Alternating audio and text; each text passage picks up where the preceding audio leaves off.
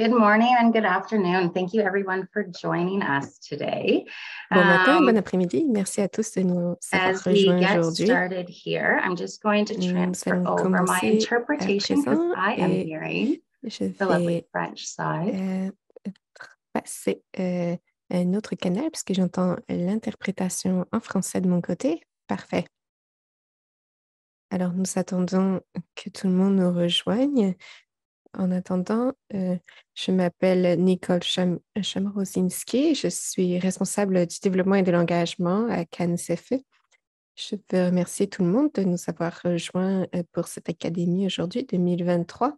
C'est offert dans le but d'apporter une plateforme d'apprentissage pratique et accessible pour nos membres, nos collègues et nos pairs.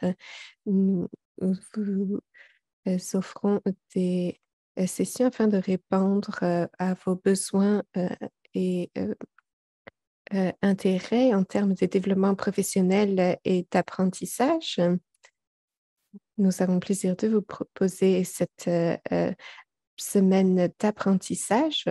La session d'aujourd'hui est en partenariat avec Affaires mondiales Canada. Je vous rejoins aujourd'hui de Komoka, en Ontario, qui est situé sur le territoire traditionnel des Anishinaabe, des Haudenosaunee, des Lenape et Adawontaron. Nous nous rencontrons aujourd'hui de façon virtuelle et je voudrais partager ma gratitude et mon respect envers tous les peuples autochtones, toutes les nations autochtones à travers l'île de la Tortue. Ils sont les gardiens traditionnels du territoire sur lequel nous vivons et travaillons et je veux reconnaître leur longue relation vis-à-vis de ce territoire. Avant de commencer, nous avons quelques questions d'ordre administratif. L'interprétation simultanée est disponible en anglais et en français. Veuillez cliquer sur l'icône du globe en bas de votre écran Zoom afin de sélectionner la langue de votre choix. Cette séance est également enregistrée. L'enregistrement sera partagé dans les prochaines semaines sur notre site. La discussion aujourd'hui va comprendre une séance de questions-réponses. Si vous avez des questions pendant la présentation, veuillez les poser dans la boîte de clavardage et nous ferons notre mieux pour les s'adresser à la fin de la présentation. Si vous expérimentez des difficultés techniques, veuillez écrire un message au support technique. Je voudrais maintenant souhaiter la bienvenue et remercier Yibu Digital pour nous avoir rejoints aujourd'hui. À vous la parole, Eric. Oui. Bonjour à tous. Merci de m'avoir invité aujourd'hui. Je suis avec mon collègue Trevor Bickman et ma collègue Tasha Van Black. Nous allons vous parler un petit peu de Google Ads et des différents types de ces annonces qui sont disponibles. On va vous parler des différents types de comptes et des différences des structures, de la structure des campagnes. On va vous faire aussi une présentation de Google Ads pour contextualiser un petit peu ce dont on parle. Et on aura aussi des parties un peu techniques comme sur la budgétisation et les enchères. Et enfin, on parlera des stratégies de Google Ad Grants pour les organismes à but non lucratif. Est-ce que ça va le rythme? Parfait, merci. Alors, parlons d'abord un petit peu de ce qu'est Google Ads. Si vous avez déjà utilisé Google par le passé, je vais supposer que vous l'avez déjà utilisé pour la plupart d'entre vous dans cette réunion. Il y a plusieurs choses que fait Google Ads. C'est une plateforme de publicité en ligne. Donc, lorsque vous recherchez un mot-clé dans Google, vous recevez des résultats. Ces résultats, parfois, payent. C'est la façon dont Google gagne son argent. Il s'aimerait dire qu'ils ont créé l'Internet et que ça leur vient de la bonté du cœur. Mais bon, voilà, c'est de cette façon qu'ils gagnent leurs revenus. Il y a beaucoup de produits qui sont gratuits à utiliser comme Google Maps, Gmail et tout ça. Oui, nous pensions qu'avant de commencer, il serait bon de différencier les deux types de comptes Google Ads qu'on peut trouver. Et ce sont des comptes qui sont disponibles pour vous, pour vos organisations. Il y a peut-être un qui sera plus utilisé que l'autre dans votre cas. D'abord, on a les comptes payants Google Ads. Ce sont des comptes standards qui sont utilisés dans dans l'affichage de résultats et de vidéos, ou bien dans le cas présent, un compte publicitaire mis en place par Google il y a probablement 15 ou 10 ans qui coûtait 10 000 dollars par le passé. Qui coûte actuellement 10 000 dollars, pardon, c'était 40 000 dollars par le passé pour inscrire un organisme de bienfaisance à ce compte. Nous allons passer au type de compte dans un instant, mais je vois déjà une main levée. Cassie, oui, désolée d'interrompre la présentation. Ma collègue a regardé, vérifié Google Ad Grants et elle s'est aperçue qu'il faut être un organisme de bienfaisance enregistré. On ne peut pas être simplement un organisme à but non lucratif pour pouvoir s'inscrire. Oui, c'est vrai.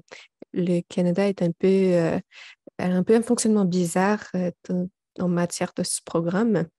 Aux États-Unis, vous vous inscrivez directement via Google au compte.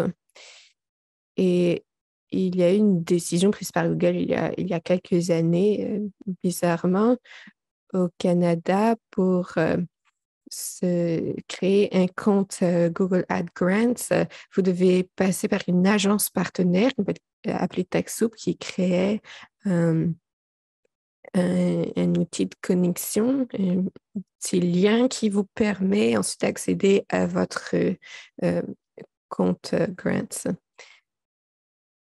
Et ça fait partie du processus d'inscription d'utiliser votre numéro d'enregistrement en tant qu'organisme de bienfaisance.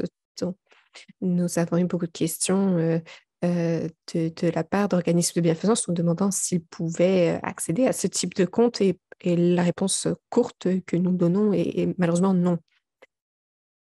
Malheureusement, si vous ne pouvez pas emprunter cette voie, avoir ce compte, vous avez tout de même d'autres options. D'abord, le compte Google Grant est limité aux résultats de recherche. Tout ce qui est YouTube, par exemple, d'autres voies ne sont pas accessibles via ce type de compte. Et c'est aussi un type de compte qui opère via une stratégie d'enchère secondaire. Ça veut dire que on va parler aussi de la structure de recherche. Essentiellement, le compte a été dépriorisé dans les recherches. Donc, vous récupérez en fait les restes de tout ce que les autres comptes payants enchérissent. Par exemple, si votre organisation à but non lucratif enchérit sur, par exemple, le changement climatique, vous aurez d'autres organisations qui vont faire de même. Et si une recherche particulière ne répond pas aux critères des 15 comptes payants, vous arrivez en dernier.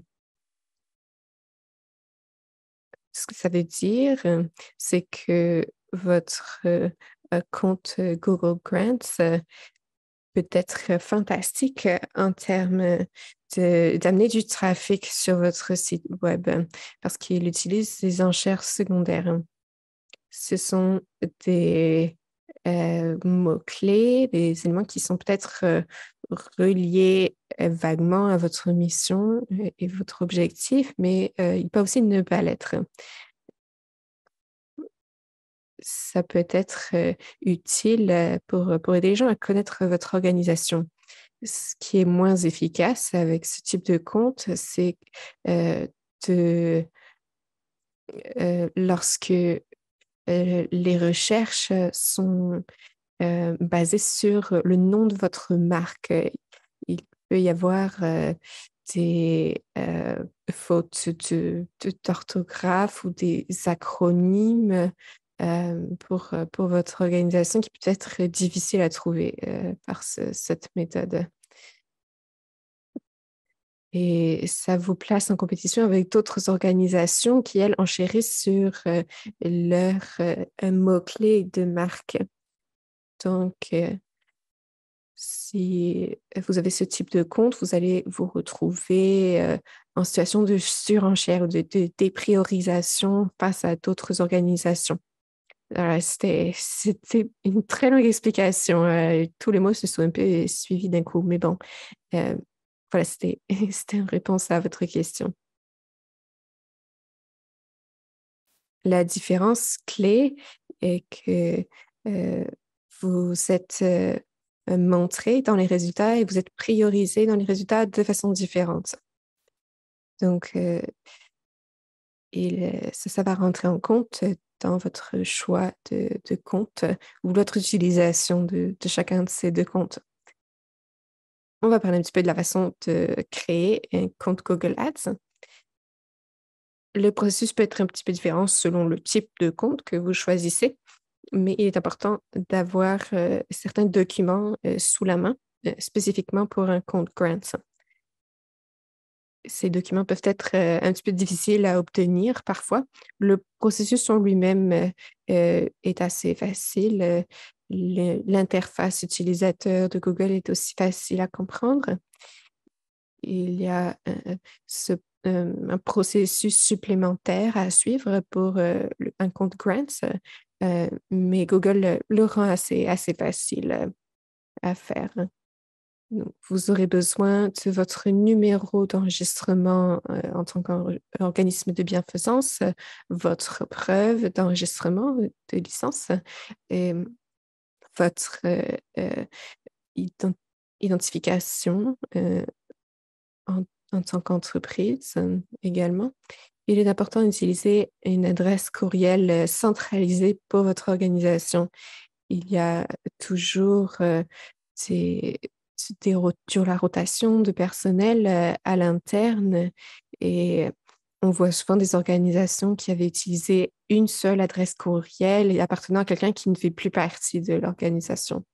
Donc, il y a aussi le fait que Google vous demande d'avoir une adresse Gmail, malheureusement.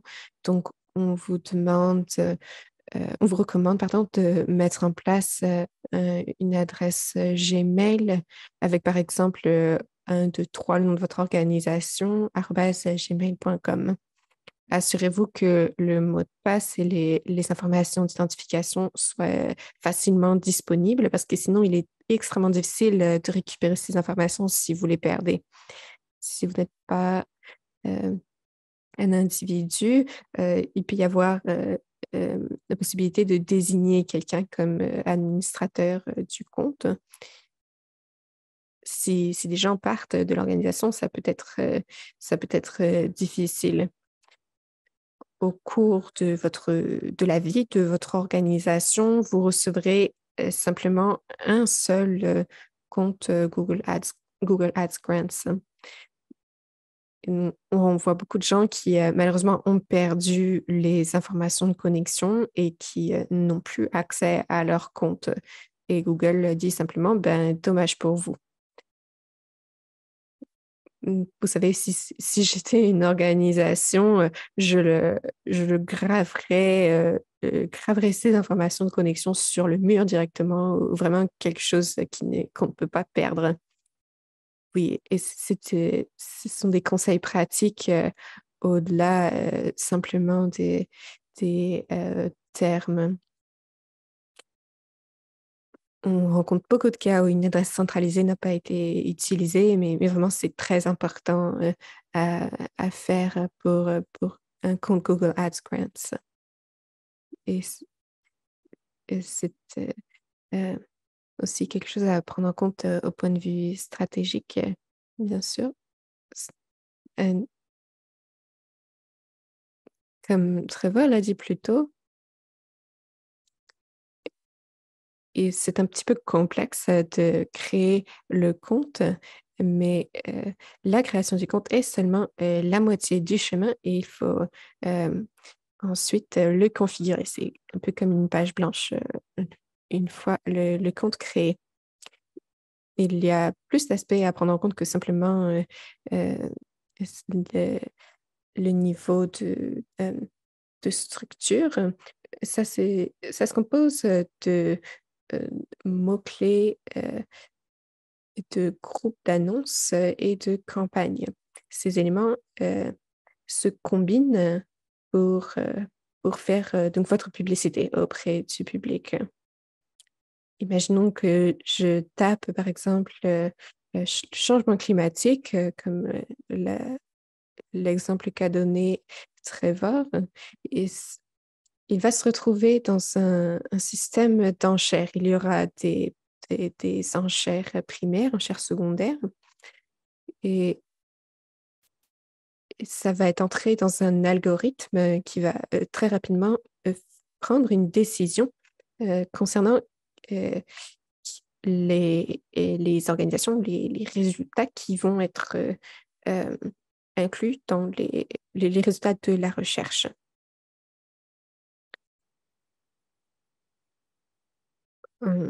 Avec euh, un compte payant, vous pouvez euh, avoir un compte AdWords.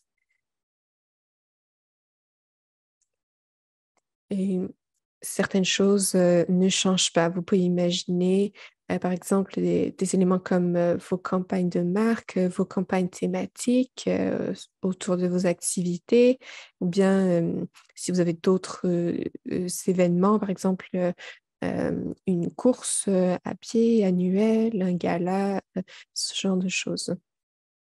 Donc, ce sont un peu vos domaines thématiques de travail, où vous allez pouvoir contrôler, séparer votre contenu. Donc, au sein du niveau campagne, nous avons ensuite des groupes d'annonces. Oui, c'est assez complexe, hein, bien sûr. Mais il y a beaucoup de variations au sein de ces groupes d'annonces. Par exemple, au sein d'une campagne, vous avez des groupes d'annonces qui portent sur certains éléments spécifiques. Vous avez des mots-clés et vous avez aussi des annonces. Au sein de ce groupe, vous aurez plusieurs mots-clés sur lesquels vous allez enchérir et d'autres mots-clés que vous allez, par exemple, exclure. Ça peut être, euh, mettons que vous soyez l'hôtel Hilton à Paris, euh, il y aura euh, probablement des mots que vous voudrez exclure. Certains de ces mots que vous ne voulez pas voir, parfois sont évidents et parfois ça prend un petit peu plus de recherche. Vous vous en rendez mieux compte en élaguant parfois votre Google Ad. Donc, lorsqu'on parle de la structure du compte, il faut savoir que vous n'avez pas besoin euh, de d'ajouter et de retirer des campagnes. Il faut être un peu flexible. Si les campagnes vont rester en place, euh, au sein de ça, vous avez des groupes d'annonces dans des domaines précis. Lorsque nous faisions ça, nous mettions ça en place il y a 20 ans, euh, nous devions vraiment réfléchir aux variations d'annonces. Aujourd'hui, avec tout ce qui s'en vient en termes d'intelligence artificielle et d'intelligence machine, ça aide un petit peu. Lorsque vous mettez en place des annonces en ce moment, vous avez un petit peu plus d'opportunités pour mettre au point la meilleure expression possible qui va vous donner les meilleurs résultats possibles. Et vous avez enfin, en bas de l'organigramme, les pages d'accueil. C'est une façon de concevoir à l'envers la façon, l'endroit où vous allez envoyer les gens. Vous pouvez concevoir à l'envers, par le bout, votre site Internet et dire, par exemple, voilà les zones où nous avons beaucoup de trafic sur le site. Vous voulez compartimentaliser les zones de votre site dans lesquelles vous travaillez. Et ça va aider les gens à se rendre sur une page spécifique de votre site. Donc, voici un aperçu de la structure des campagnes. Ça vous donne une idée de ce qu'on cherche à faire précisément. Pour ce qui est du trafic sur votre site web, des pages qui ne changent pas, ça va être très, très différent des campagnes. Donc, vous devez vous demander vraiment quelles sont ces campagnes à haut niveau pour votre organisation et comment vous allez les structurer. Ce qui est intéressant, c'est qu'au sein de chaque campagne, vous aurez la possibilité de décider de tous les paramètres. Vous avez le contrôle sur le budget que vous allez dépenser sur chaque campagne précisément au sein de votre compte. Si vous avez un budget maximum, mettons, de 5 000 $, vous pouvez mettre une limite. Votre limite de campagne allouée à la campagne va limiter votre dépense, votre budget automatiquement. Ça vous permet aussi de contrôler des choses comme le ciblage. Vous avez peut-être une course, une marche organisée au sein de votre organisation. Vous allez viser un autre groupe de personnes que celles qui s'en viennent sur votre site Internet pour chercher à faire un don, par exemple. Donc, vous allez vous demander si ce que vous allez vouloir exclure ou inclure pour atteindre ce public. Et ça va jusqu'à des paramètres spécifiques. Par exemple, nous ne voulons pas dépenser notre budget pour la tranche horaire d'entre minuit et 7 heures du matin. Parce que Google va pour sûr dépenser vos 5 000 $ et vous voulez qu'il les dépense de la façon la plus rapide et efficace possible. Donc, vous pouvez régler tous ces paramètres autour de votre campagne. Et vous avez aussi des campagnes thématiques différentes que vous pouvez mettre en place, comme par exemple le bénévolat, la levée de fonds, la sensibilisation et d'autres activités.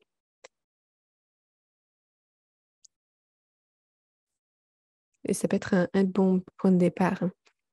Alors, au sein des campagnes, comme on l'a vu à la diapositive précédente, il y a des groupes d'annonces. Ce sont un peu des groupes d'annonces et de mots-clés qu'on décide d'utiliser. On va décider de quels mots-clés on veut et quels mots-clés on va vouloir assembler au sein de cette catégorie. Vous aurez différents thèmes pour différents publics. Par exemple, si vous êtes une organisation qui a un public aux États-Unis ou au Canada, vous voudrez réfléchir à différents segments auxquels le public de chaque pays va réagir de la meilleure façon.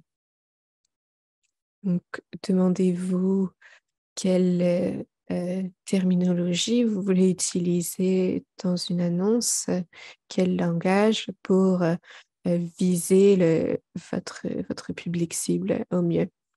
Donc, on peut avoir plusieurs groupes d'annonces à l'intérieur d'une campagne pour viser différents publics cibles. Ensuite, les mots-clés, comme on l'a expliqué au début, c'est ce qu'on tape dans Google. On pense beaucoup à des expressions. C'est encore vrai, mais beaucoup de nos recherches actuellement sont des expressions complètes, pas seulement des mots-clés, parce que ça nous donne de meilleurs résultats. La plupart des gens sont assez spécifiques dans leurs recherches. Donc, voulez-vous demander quelle est l'annonce que vous allez créer et est-ce que ce sera pertinent vis-à-vis des recherches faites par les gens? Et il sera aussi bien sûr important de contextualiser en termes de géographie ou d'autres facteurs ou d'autres segments au sein de l'annonce. Alors, quels sont maintenant les mots-clés qui vont déclencher la visibilité de l'annonce et quels sont les mots-clés que vous voulez éviter qui vont limiter cette visibilité? Et ce n'est pas seulement quelque chose que vous pouvez laisser à ChatGPT. Est-ce que ces mots-clés et ces expressions sont pertinents? Est-ce qu'ils font du sens? Est-ce que ça nous va? On est confortable avec? Qu'est-ce qui nous manque?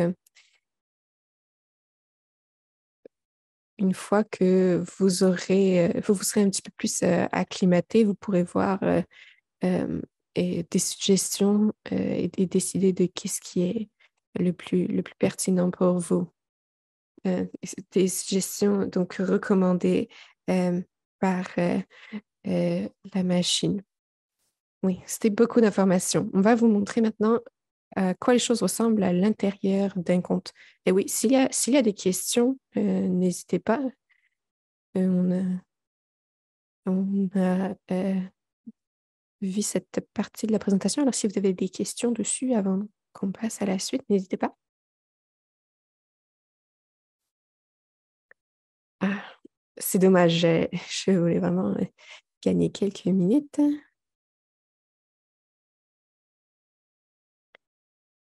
Alors, est-ce que... Alors, ce que vous allez voir, non, on voit un écran blanc et on voit un écran vide. Ah, voilà, c'est bon. C'est mieux. Oui, maintenant on voit. Pour ceux d'entre vous qui utilisent Google Ads, ça vous sera déjà familier.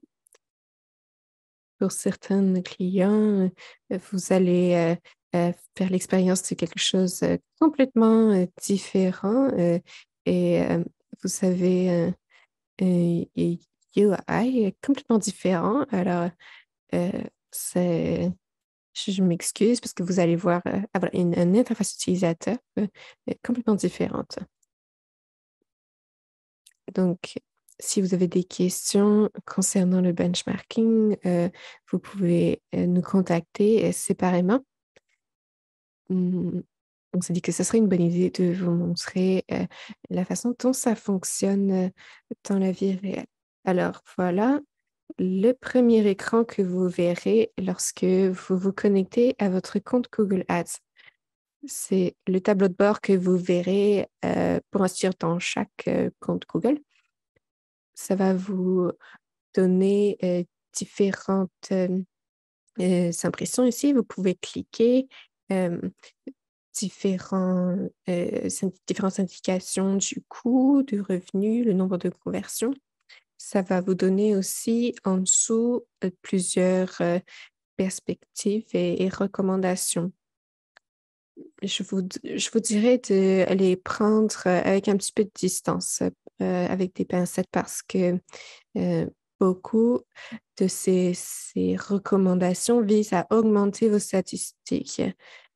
Mais la plateforme Google Ads ne nous aide pas à naviguer sur Internet de façon plus efficace. C'est plutôt une façon de gagner plus d'argent. Donc, il est souvent recommandé de la part de Google d'augmenter nos budgets de 5, 25, 5 ou même 50%. Mais il y a des façons de dériver de la valeur de différentes stratégies que vous avez déjà en place.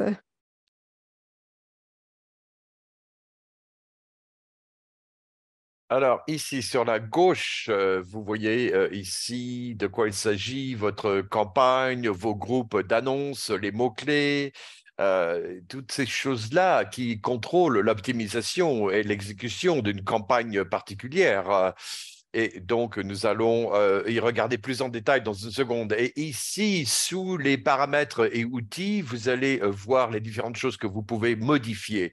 Et donc, quelquefois, on ne peut pas le voir, malheureusement.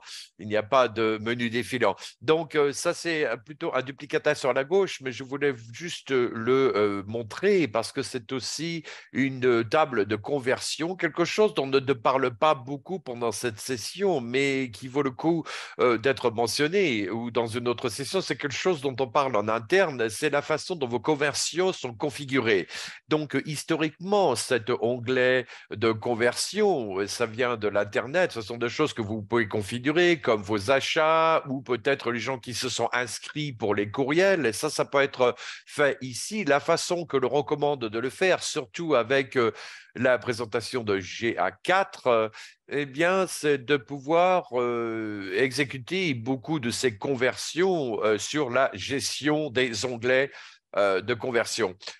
Google. Et donc, cela a donné à notre industrie, peut-être, on va dire que ça a pu se mettre, ça peut devenir très populaire en matière de la technologie qui est utilisée. Et lorsqu'on parle des conversions dont on a besoin, et vous avez des configurations qui sont associées, qui souvent demandent, exigent un temps de développement, comme par exemple avoir des couches de données. C'est-à-dire, c'est de dire à Google quelles informations sont pertinentes. Par exemple, le montant du don, le temps lorsque le don a été fait. Tout cela peut être configuré dans le gestionnaire donc d'onglets de Google. Et pour devenir plus particulier dans ce que vous essayez de suivre, et cette page a vraiment été créée pour le secteur de la conversion, comme par exemple le montant des achats ou alors une espèce de accès universel au site web pour donc l'espace donc caritatif. Et donc ça c'est unique.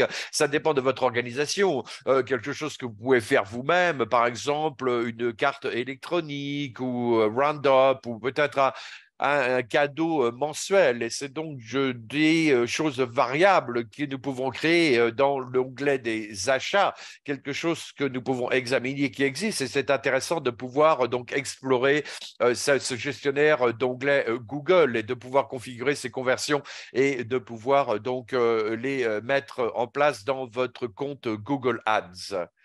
Oui, avant de rentrer dans le terme référence de Google, les analytiques et donc les gestionnaires techniques de PSA, eh bien, ce sont des anciennes versions de Google et au niveau de l'analytique. Et donc, ça va se terminer en juillet. Donc, si vous avez des questions à ce propos, nous pourrons vous parler un petit peu de quoi il s'agit et de vous montrer comment ces données sont capturées et certains d'entre vous ont peut-être vu que Bing était donc terminé. Il me semble que ça va être 23 jours. Hein.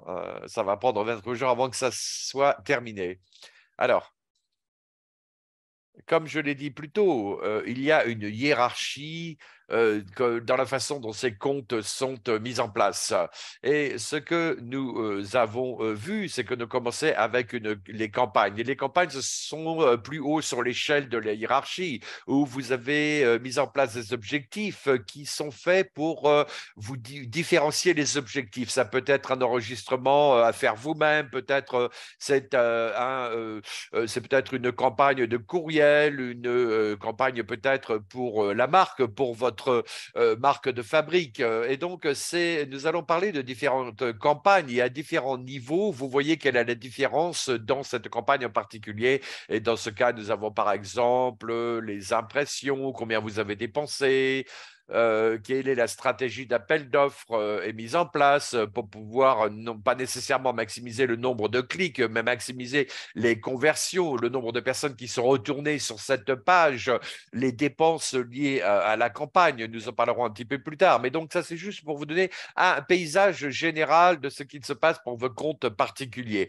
Donc, évidemment, lorsque vous avez une campagne individuelle, c'est la même chose. Vous avez donc les mots clés qui sont inclus dans ce compte particulier,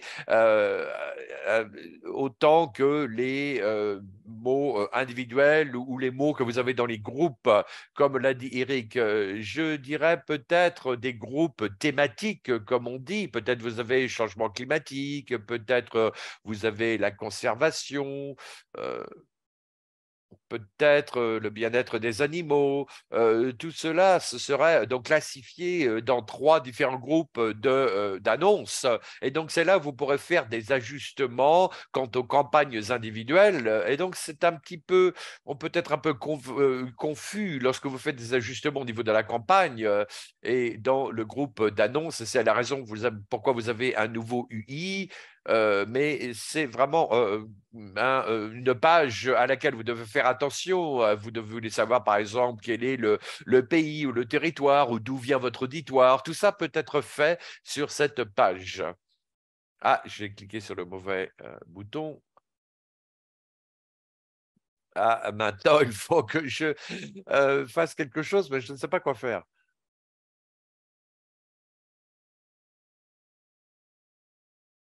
Alors, et puis, évidemment, les mots-clés, n'est-ce pas?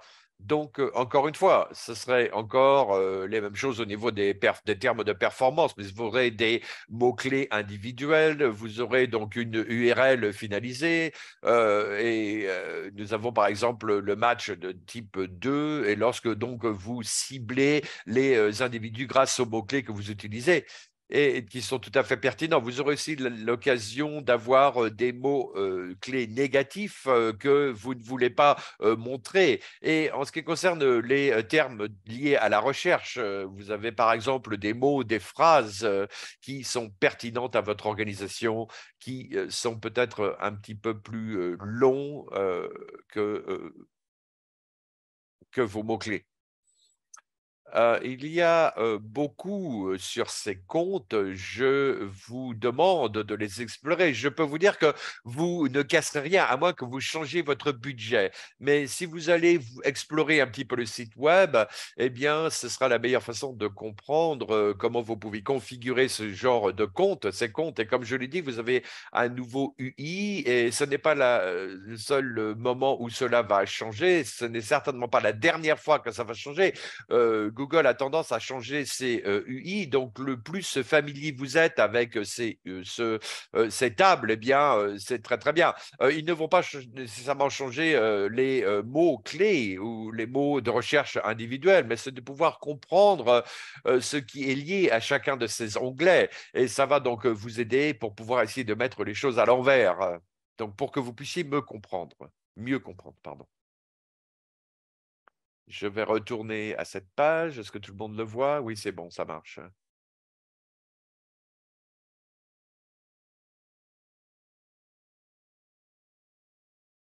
Voilà, nous allons revenir là où on en était.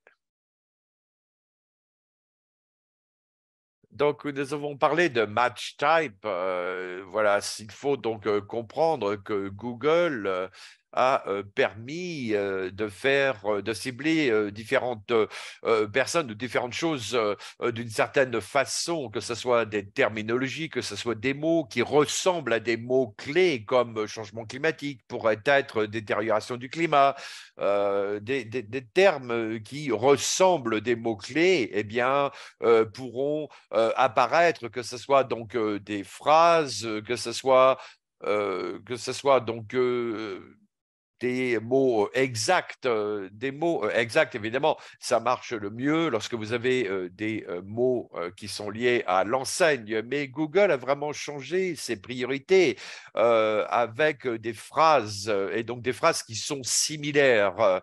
Donc, pour qu'il y ait un niveau de confort pour l'utilisateur, Google, c'est une plateforme pour faire des recherches, et donc il y a des variances, comment les gens cherchent les choses pour un article particulier. Et ça, ce n'est plus le cas pour un juste mot. Et si vous essayez d'aller vers un auditoire un petit peu plus large, il faut utiliser des phrases, des mots qui ne sont pas nécessairement exactement ce que recherche la personne. Il n'y a pas de règles, de rôle rapide donc pour l'organisation, surtout pour une organisation où vous avez beaucoup d'acronymes. Pour avoir donc les mots exacts, ça pourrait être très utile, mais notre recommandation pour cette utilisation en ce moment, c'est vraiment de pouvoir avoir donc des phrases qui sont tout à fait correspondantes à la recherche qui est faite par l'utilisateur.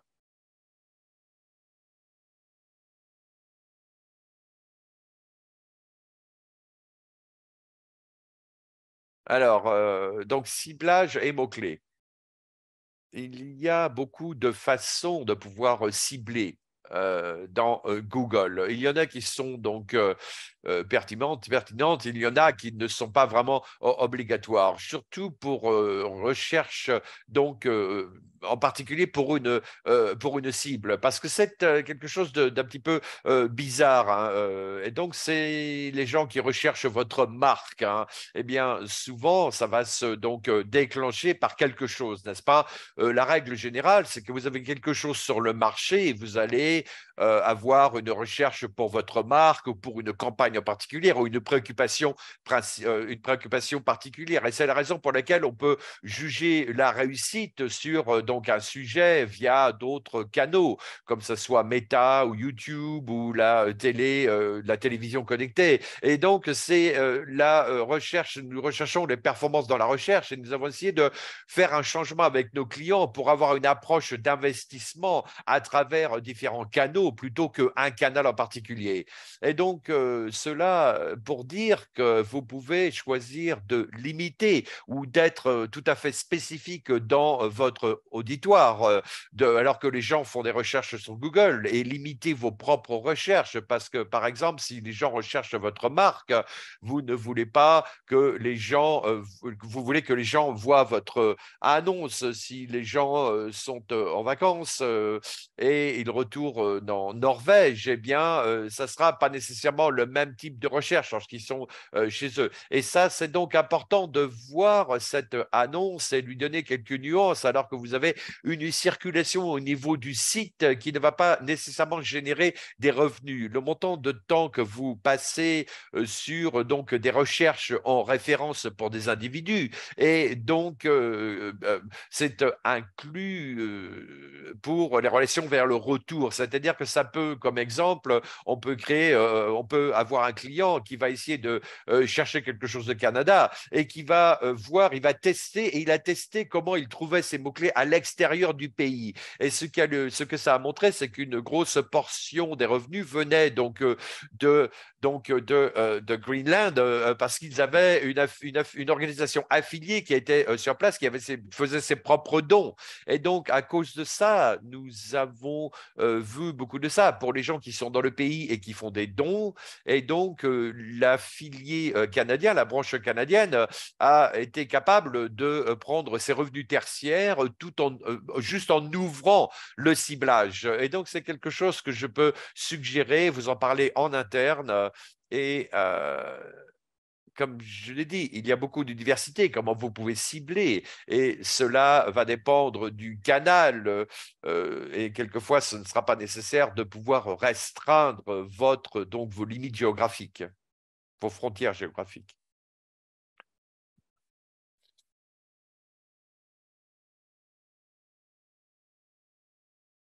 Alors, cela, je vais repasser la main à Eric pour cette diapo.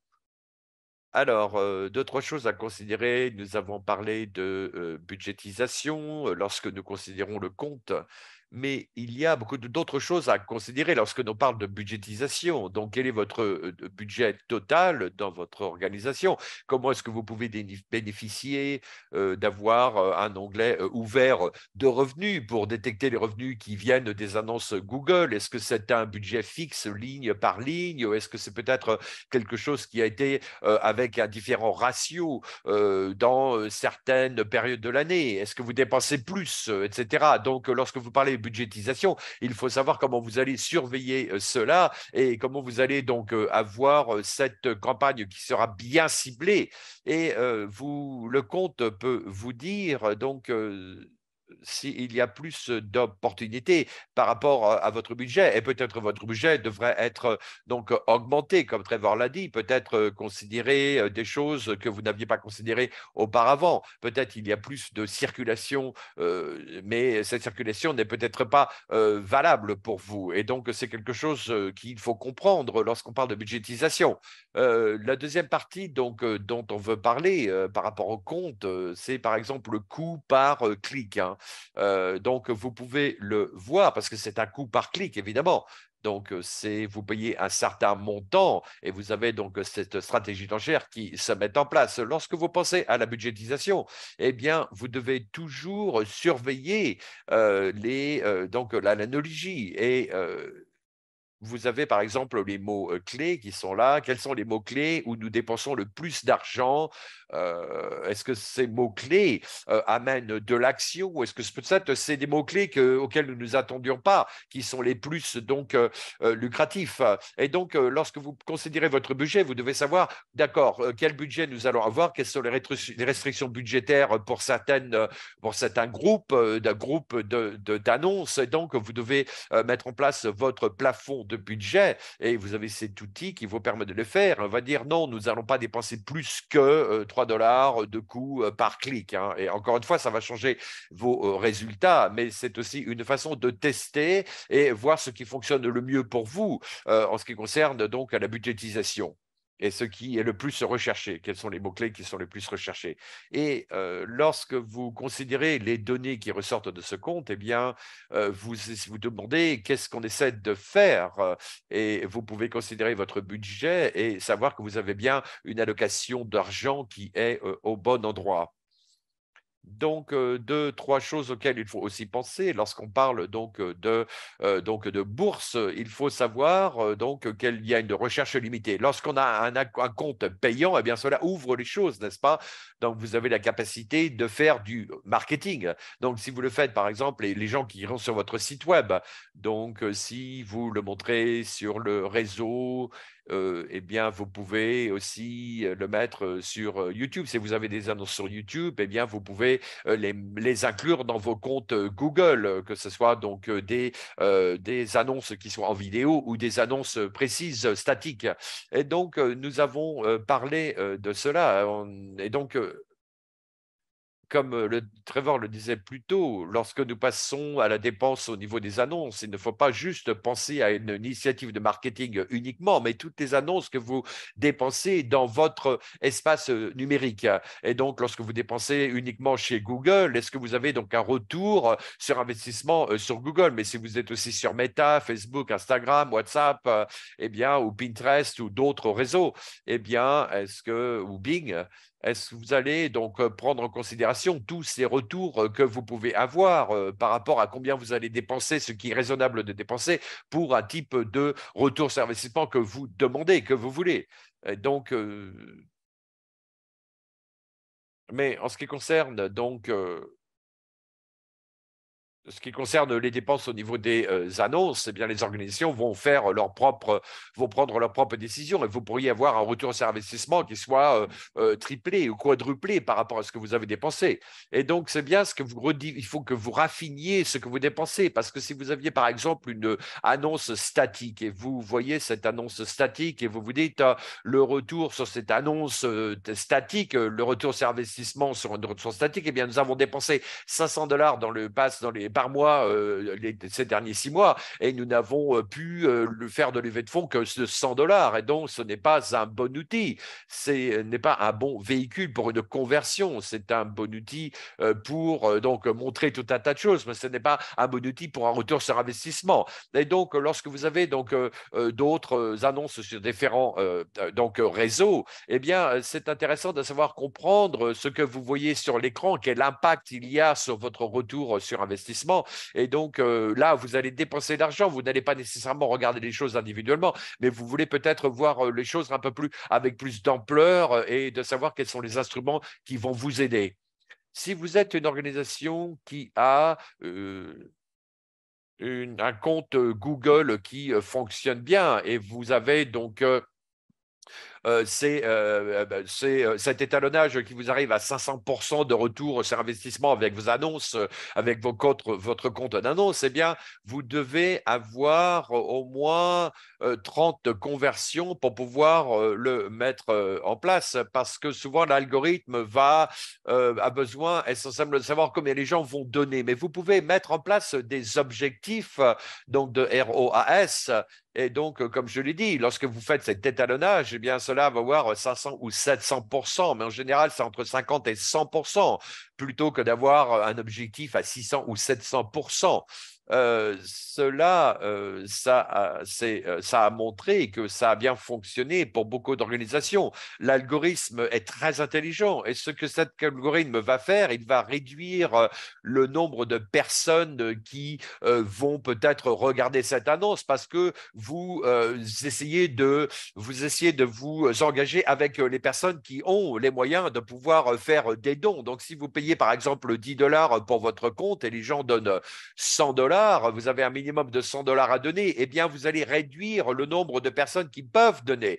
Mais souvent, ça marche bien pour augmenter la valeur en général. Et si vous avez une organisation qui fait des investissements donc numériques et vous dépensez de l'argent, eh bien, peut-être cela, vous ne vous inquiétez pas à propos du nombre de donateurs. Et donc, il y a évidemment des côtés négatifs parce que vous ne vous adressez pas à des donneurs supplémentaires. Si vous recherchez de la croissance et vous recherchez de l'argent supplémentaire, eh bien, ça peut être un endroit intéressant où placer vos annonces. Oui, absolument. C'est une matrice qui est tout à fait à laquelle il faut faire attention depuis un certain nombre d'années. Alors,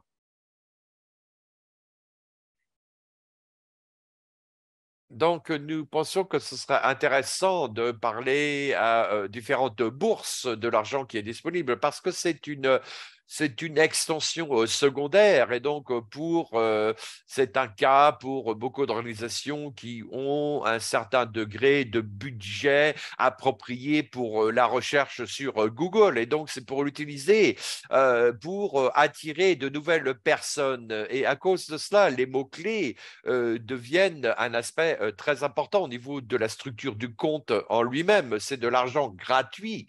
Ce qui veut dire que nous pouvons se sentir plus à l'aise lorsque nous avons un coût de conversion plus haut ou par clic. Mais il y a aussi des restrictions et je suis certain que ceux qui utilisent cela, ils font attention. La qualité, donc au niveau des scores des mots-clés, les 5% donc, de retour par clic. Et donc, vous pouvez garder ces comptes en bonne santé et les laisser donc activés en vie, mais ce n'est pas pour augmenter le volume du compte. Ça peut être n'importe quel volume. Nous le savons parce que nous avons fait des tests. Nous avons essayé de pouvoir insérer des nouveaux mots-clés qui sont en rapport donc aux nouvelles. Et donc, ça a bien marché pendant environ 3 jours.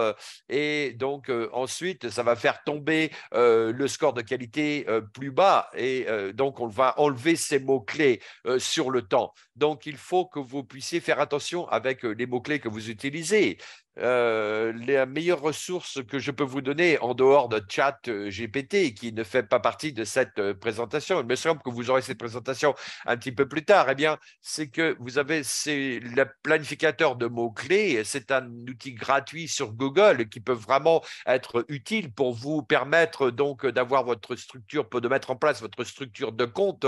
Ça vous donnera aussi une idée de différents articles qui sont là et les différents mots-clés qui sont courants. Et cela vous permettra donc d'avoir plus de visibilité. Et en outre, vous aurez une extension sur des liens, pour les liens qui mènent les personnes à votre site web. Et donc, s'assurer que vous passez du temps à essayer de pouvoir rassembler toutes les pièces qui vous sont disponibles, toutes les pièces du puzzle, et pour avoir donc la visibilité sur cet argent gratuit qui vous arrive. Et donc, cet objectif utilise ces comptes, donc cet argent gratuit. Ces 10 000 $, c'est vraiment bien. Et franchement, nous recevons beaucoup d'appels de la part de clients qui disent on ne peut pas dépenser autant, et on va dire 10% ou 60 à 70% de cela. Eh bien, évidemment, nous avons eu pas mal de réussites grâce à la façon dont nous avons structuré ces comptes et ces structures de campagne, et comment nous avons construit ces cultures de campagne. Mais donc, il y a cette conversation. Si vous avez du mal à faire à avoir plus de revenus et vous en faites une priorité dans votre organisation, eh bien peut-être vous n'avez pas exploré ces campagnes donc payantes qui puissent vous aider avec un compte Google qui pourrait donc vous aider. Alors, il nous reste 3 minutes pour résumer tout cela, il me semble, et ensuite nous pourrons passer aux questions-réponses. Mais les réalités, pour le moment, c'est vraiment le début sur Google avec des annonces payantes.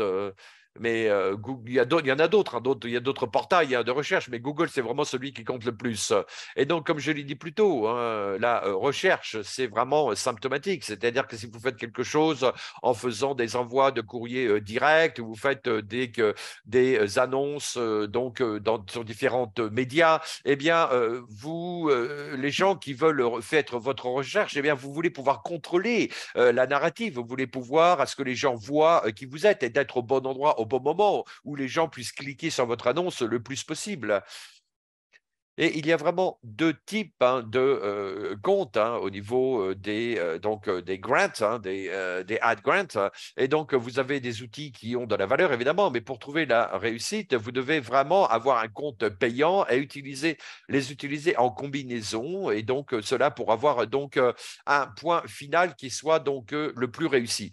Et donc, vous devez passer du temps. Vous avez par exemple ChatGPT qui vous aidera aussi pour aller un petit peu plus vite, et cela vous aidera avec la conversation. Mais il faut parler de l'intelligence artificielle. À quoi va ressembler cette structure de compte? Est-ce que ChatGPT sera un bon stagiaire qui pourra vous aider avec cela? Mais lorsque vous réfléchissez à cela, eh bien, vous avez peut-être avec votre équipe, est-ce que vous vous dites, est-ce que c'est logique de faire cela?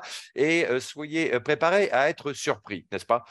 Vous pouvez vous pouvez passer pas mal de temps sur cet aspect, mais la meilleure chose pour le faire, c'est de le faire donc en direct, c'est d'apprendre à propos des données qui ressortent, parce que les gens qui recherchent avec des mots-clés et qui recherchent votre organisation, et avec donc ces mots-clés, ce sont des mots-clés en interne, et d'autres personnes en externe n'utilisent pas nécessairement ces mêmes mots, et par conséquent, il faut vraiment essayer de tester différents mots-clés, différentes phrases, et faire attention à ces mots-clés qui seront vraiment qui feront partie de la recherche. Donc la budgétisation, le format de l'annonce, les extensions, toutes ces choses qui sont importantes, et ça va vous aider avec la réussite d'un compte Google qui vous donnera des comptes des atouts supplémentaires. Et donc lorsque vous considérez tout cela pour maximiser ces annonces, eh bien vous pouvez utiliser des petits domaines qui vous aideront. Comment est-ce que cela peut marcher pour vous? Et donc, vraiment, essayer de considérer le paysage général et comment vous pouvez faire un suivi de ces annonces avec Google Tag, avec le gestionnaire de Google, lorsque vous êtes un partenaire, et de voir les différences, comment vous pouvez optimiser tout cela. Et donc, évidemment, ça, c'est vraiment le dessus de l'iceberg, hein, lorsqu'on parle de tout cela, parce qu'il y a tellement de choses qui sont sous-jacentes à cela. C'est vraiment très bien.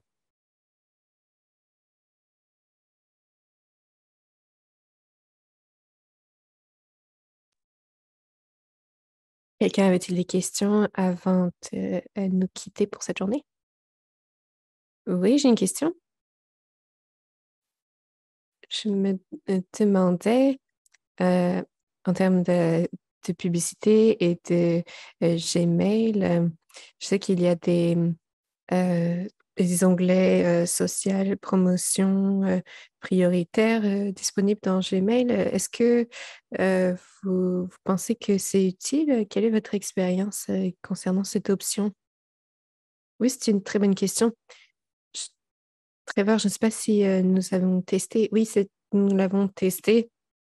Il y a certaines unités d'annonces qui sont plus ennuyantes, euh, plus euh, énervantes que d'autres. C'est surtout euh, pour ce qui est des clics, la performance des clics au fil du temps. Lorsque nous avons fait cette expérience, euh, je c'était concernant une donation, une conversion. Ça n'a pas bien marché. Euh, les clics arrivent très vite et dans mon expérience, ce n'est pas quelque chose qui en vaut la peine. C'est, je pense, trop invasif et n'apporte pas beaucoup de valeur parce qu'il y a ce pic initial, puis ensuite, ça devient trop. Voilà, c'était pour comme une réponse. Oui, merci. Merci, c'est utile. Et n'hésitez pas si vous avez d'autres questions à venir nous retrouver via notre site web ou bien via LinkedIn. Nous sommes toujours ravis d'aider et d'avoir ces discussions. Très bien. Alors, prenez soin de vous, tout le monde, et très bonne fin d'après-midi. Merci.